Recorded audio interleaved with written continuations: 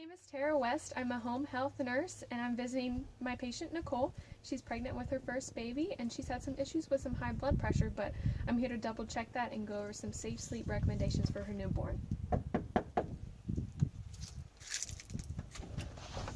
Hi Nicole, it's nice to see you again. Hi Tara, good to see you. I'm so glad you're here. I've been really worried about my blood pressure. Yeah. I've been listening to what you say. I've been trying to cut back on my salt and exercise now, but I really just want you to check it again. Okay, alright, well let's do that.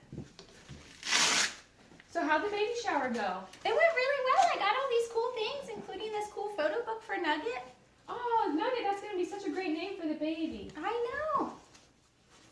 Alright, let's take a look. Well, it sure looks like baby's growing.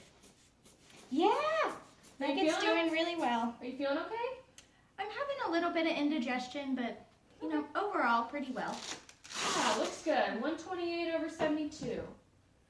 Oh, that's better. Yeah. We just got to keep an eye on it during this pregnancy. Mm-hmm. Okay. All right. Pulse is 88. That's all good. Great. All right. Yeah, look at all these cool things I got from my shower. Oh. I got this cute little hedgehog stuffed animal. Yeah. And these little hedgehog blankets. Oh, wow. Those are very cute and very soft. And Nugget's gonna love sleeping with them. oh, okay. That reminds me. I'd like to go over some safe sleep recommendations for you and your baby. Okay. Okay. I have this pamphlet for you that we can go over. This one? So, Okay. yeah. And so we're going to start with the ABCs. So baby's going to be alone in the crib. So no blankets, stuffed animals, bumper pads, anything like that. We pose the risk of the baby suffocating when they're pressed against those soft materials. So B stands for back. And so when babies should always sleep on their back. So when you lay them down in the crib, just make sure they stay on. You put them down on their back. And C stands for crib. So your baby must sleep in the crib. I know you might want baby right next to you, especially when you're done breastfeeding, but it's really a good idea for baby to have their own sleep environment that has a firm mattress and fitted sheet.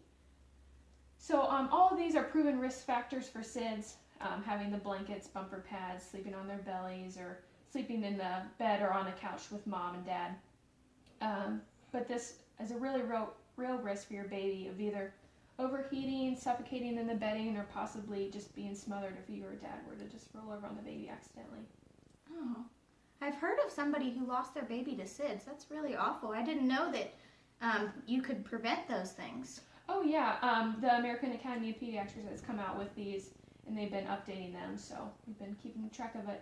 Okay, because I was going to ask you, some of these ABCs, I know for a fact some of my friends, they have the bumper pads so the baby doesn't hit their head on the bumper rail, on the railing of the crib.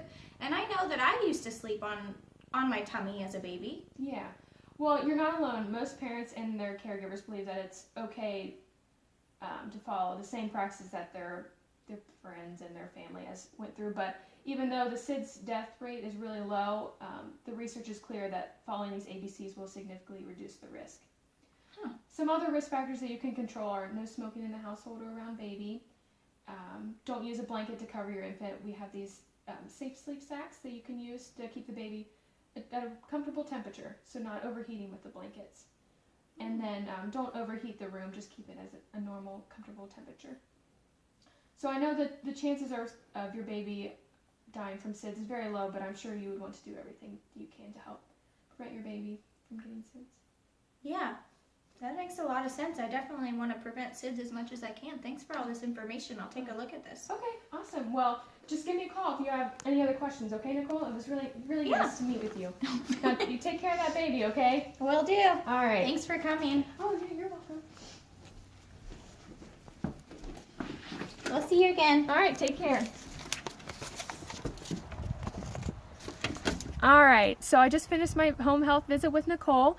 Her and her husband Jeff will be delivering their first baby soon, and they're very excited. And as new parents, they are taking advice from many sources, but influenced mostly on how their parents raised them. So even though Nicole has heard of some of the safe sleep ideas in the past, she might be hesitant to follow these new procedures, and it's pretty common for new parents to do this because they feel that SIDS is really rare and it wouldn't really happen to them.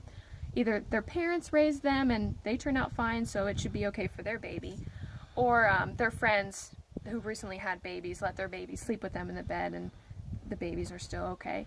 So I know it's hard to break these habits, especially if parents don't think their child will be at risk, but I don't know if my information that I told Nicole really hit home, but I'll be back in to check on her when they get closer to delivery and hopefully she followed up with those pamphlets and read them and took in consideration with her and her husband and that she follows my advice.